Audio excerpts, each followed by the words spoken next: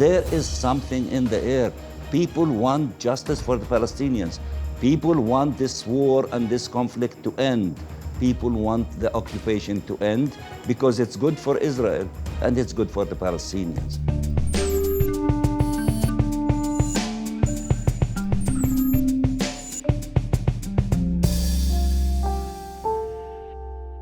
Hello and welcome to GZERO World. I'm Ian Bremmer, and today I'm talking with Riad Monsour, the third Palestinian ambassador to the United Nations. Important to note, the Mansour was appointed to Israel by Mahmoud Abbas, head of the Palestinian Authority, which governs the West Bank in partnership with Israel, but has no jurisdiction, for now at least, over Gaza. In nearly 9 months, around 40,000 Palestinians and over 1,000 Israelis have died, according to the Israeli army and the Hamas-run Gaza Health Ministry, though exact numbers are impossible to verify. We'll dig into all of that and more in our interview. But first, what is standing in the way of ceasefire in the Israel-Hamas war? In nearly 9 months, at least 38,000 Palestinians and over 1,000 Israelis have died, at least according to the Israeli army and the Hamas-run Gaza Health Ministry. Exact numbers impossible to verify. But according to the United Nations, 60% of Gazan homes and over 80% of commercial buildings and schools damaged or destroyed. And the United Nations warns that over 1 million Gazans could face the highest levels of starvation by mid-July if the fighting doesn't end immediately. War always reserves its harshest punishment for the most vulnerable, with UNICEF reporting that 9 out of every 10 Gazan children lack the nutrition needed for proper growth. ايش بتتمنى؟ بتمنى نموت. ليش؟ كان عندنا مشاكل ورا شغل. The hopelessness in that young child's eyes should be enough to end the war today. The average Gazan desperate for a ceasefire, and increasingly, so too is the average Israeli.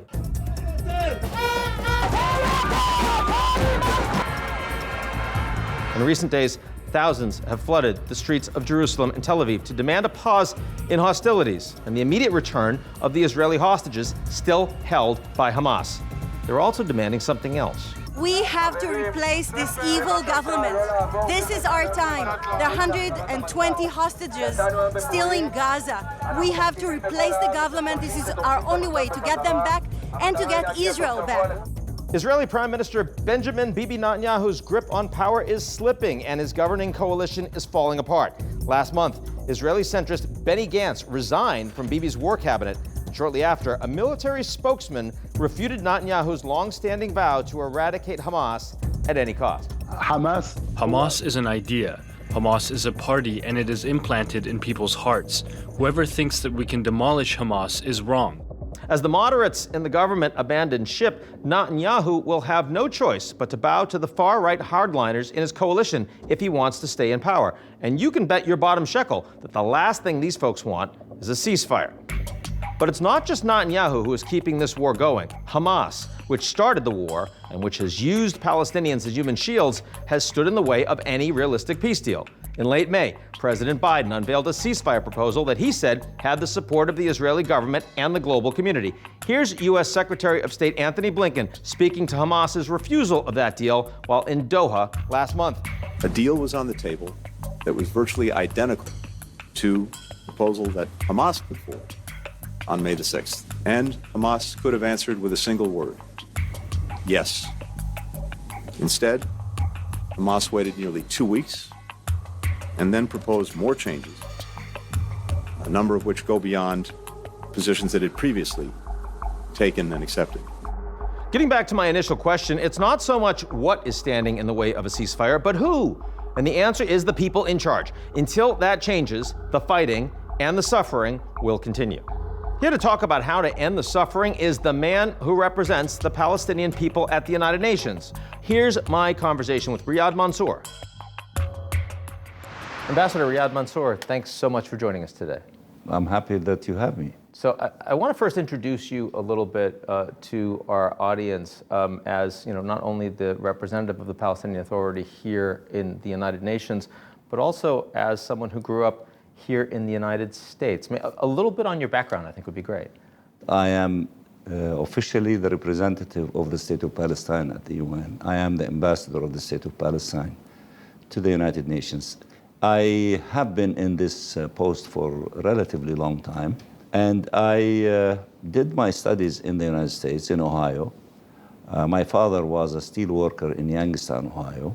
He was a refugee as well, so I went through a lot, and I learned a lot, and I was influenced by what I can say, maybe the positive things in this environment, and I try to stay away from the things that are not positive.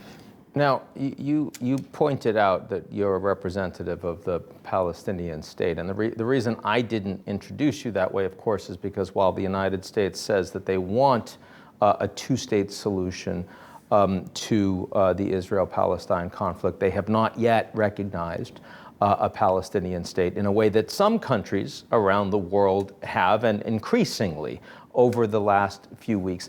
Are we closer or farther away from a two-state solution today than we were on October 6th? After what happened in October 7th and the huge crime against the Palestinian people in the Gaza Strip particularly, in which, large number of children and women have been killed, 70% of the almost 38,000 killed so far, and the 80,000 injured, and the in Gaza, and the total destruction of the Gaza Strip, to go back to the situation that existed before October 7, it's crazy. It doesn't make sense.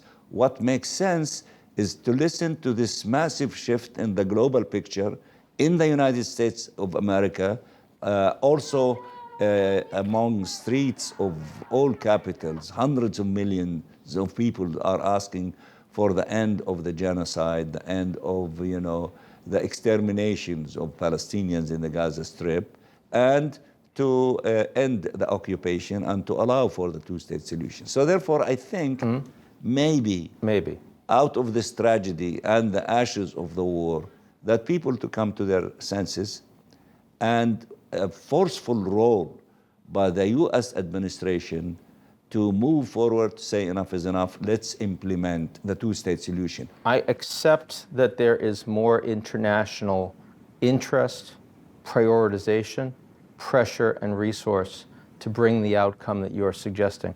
I also see, of course, greater radicalization on the ground among the Israeli people since October 7th, and among the Palestinian people since the war following it. And I'm just wondering which of those becomes more important in either facilitating or preventing the outcome you're talking about. I believe that it does not make sense for the Israeli leaders to think that the issue of Palestine is a security issue. And if you believe that way, then you think that you can eliminate it by power, by more army, by more tanks, more weapons. They tried that over the years. It did not accomplish the objective that they want. They couldn't negate the existence of the Palestinian people, nor their right to self-determination and to statehood. What was not tried is to implement the global consensus on the two-state solution.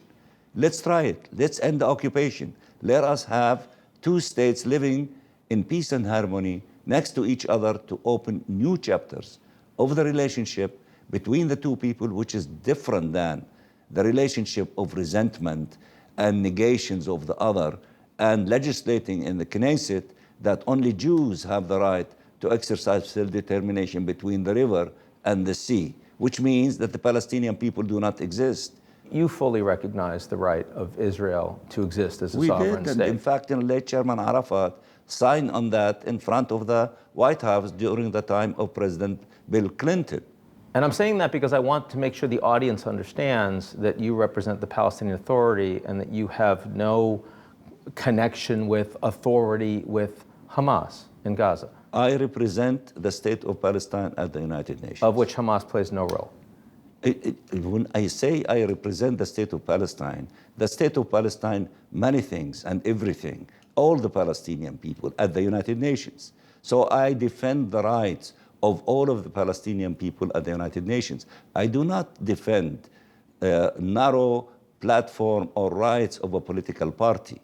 This is the same thing my colleague, Linda Greenfield, who is the ambassador, representative of the United States at the United Nations. She does not represent a group or a party. She represents the United States of America. I'm similar to her in representing the state of Palestine. I appreciate that. And I just want to make sure I give you the opportunity, because you're here talking as a representative of the Palestinians, the Palestinian people, and you are discussing the context, the background, why we're in the situation we are right now. Right. I want to make sure the audience understands that you in no way support or align yourself with the terrorist activities on October 7th. You wholeheartedly condemn those killings. I said in the Security Council many times, and I challenged the Israeli ambassador to say what I say.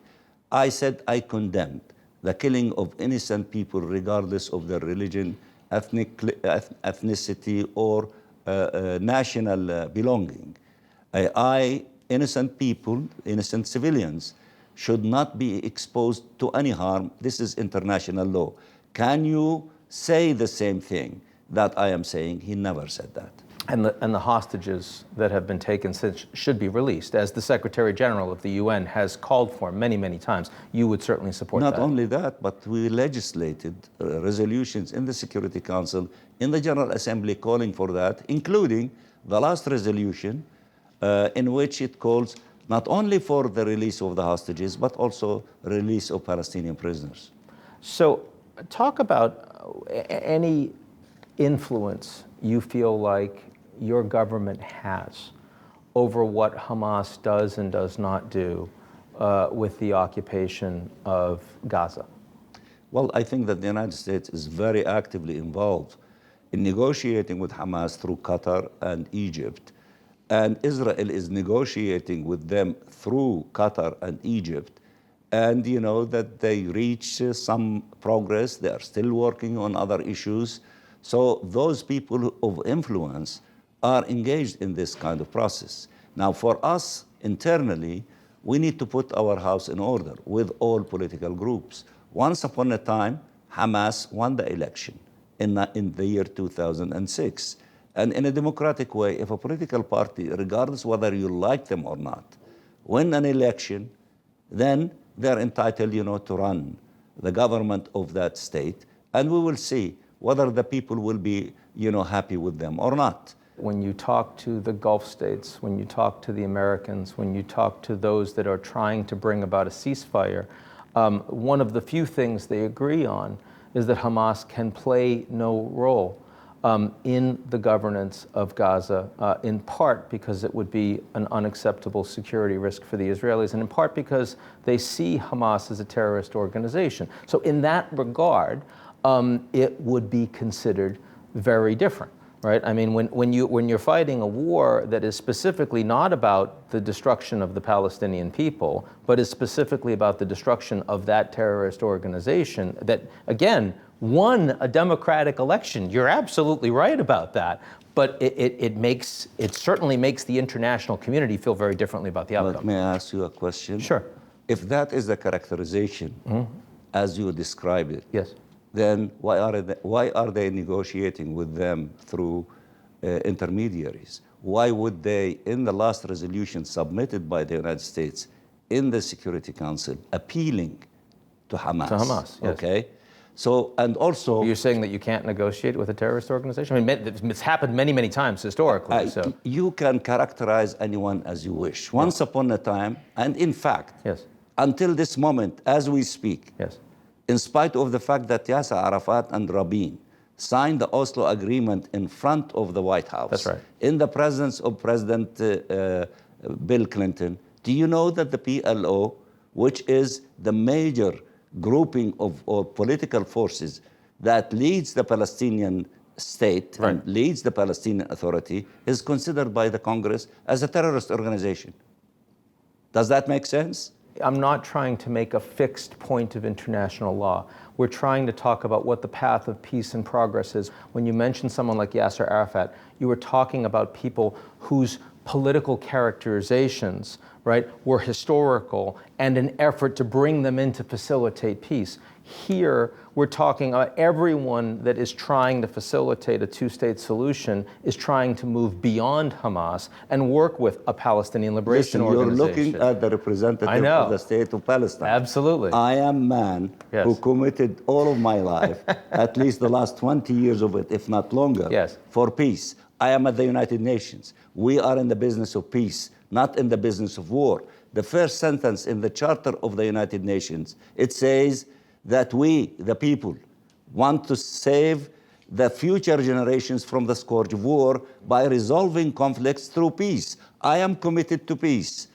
But ask the other side, are they committed to peace? If they keep labeling us the way they do to deny our existence and our national rights, how could we have peace? You have peace by accepting me because I'm accepting you.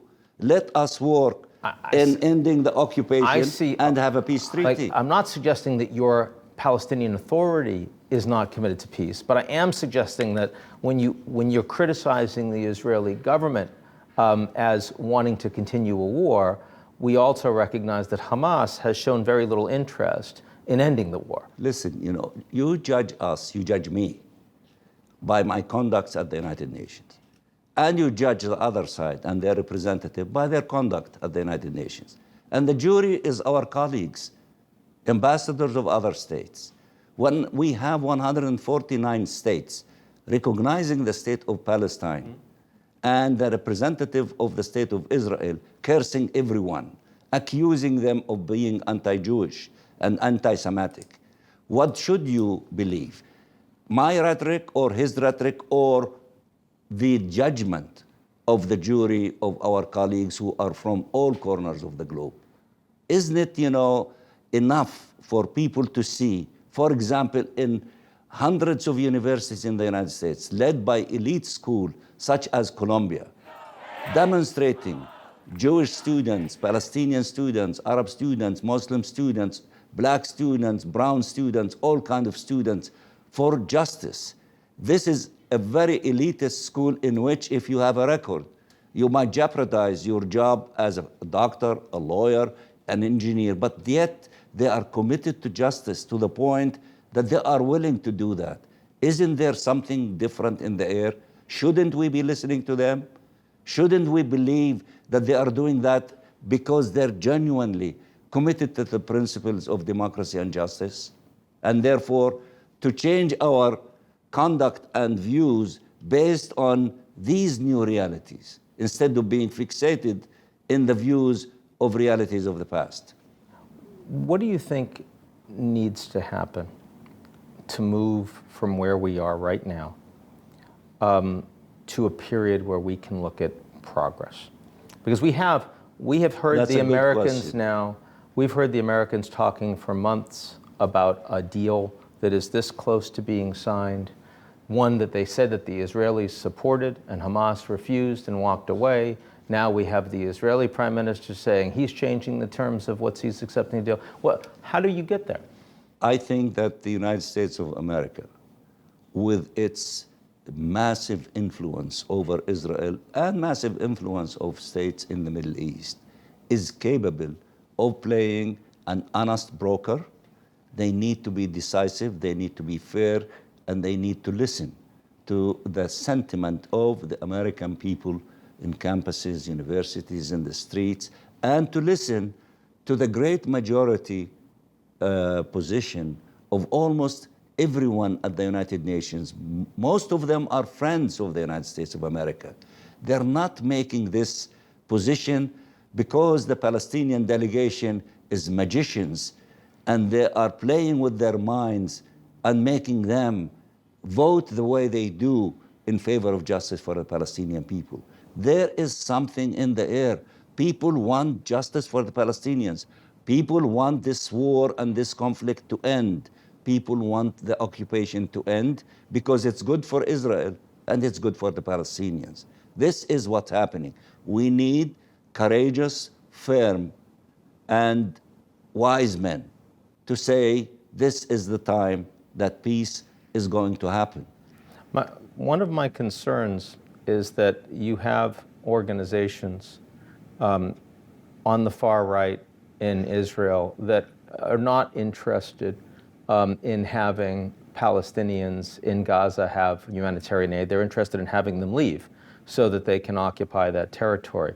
You have Hamas that's not interested in making life easier in Gaza. They want the Israelis to be responsible for more humanitarian atrocities and more war crimes because it makes Hamas stronger.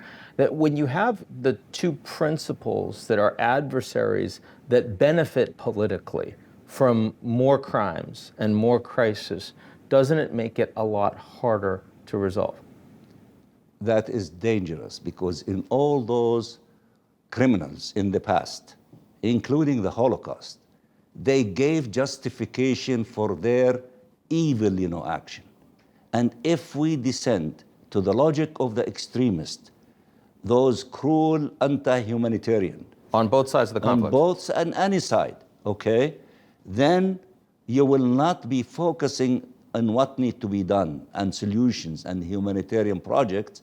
We will be focusing on the political and ideological justification of those criminals and try really to give them leeway to continue doing what they're doing.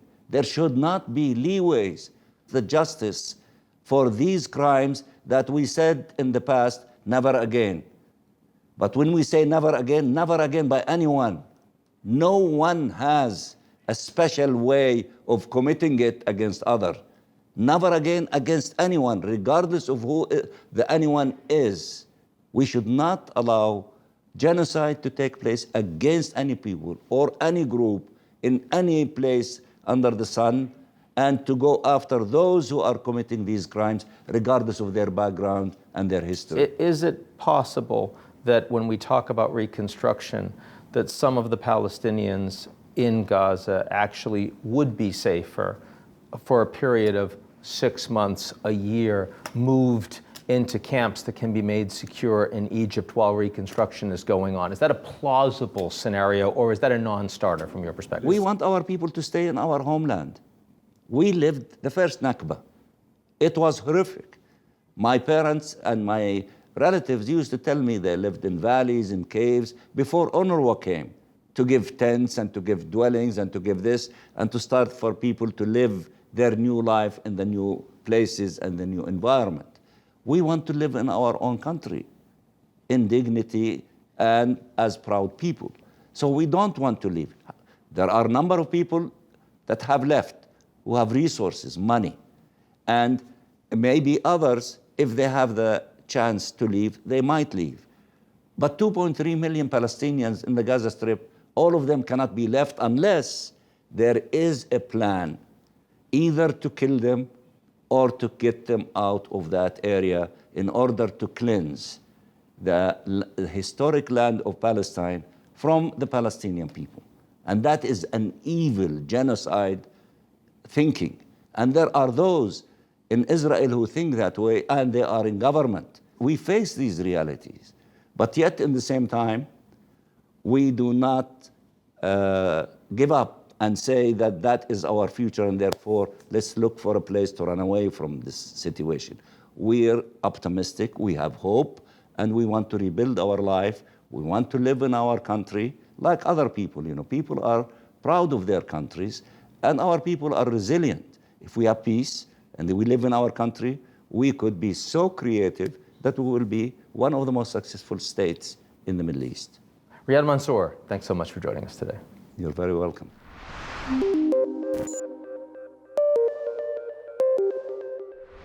That's our show this week. Come back next week, and if you like what you've seen, or even if you don't, but you want the Israeli perspective, we have that too. Take a moment to sign up for our most excellent daily newsletter, appropriately titled GZERO Daily.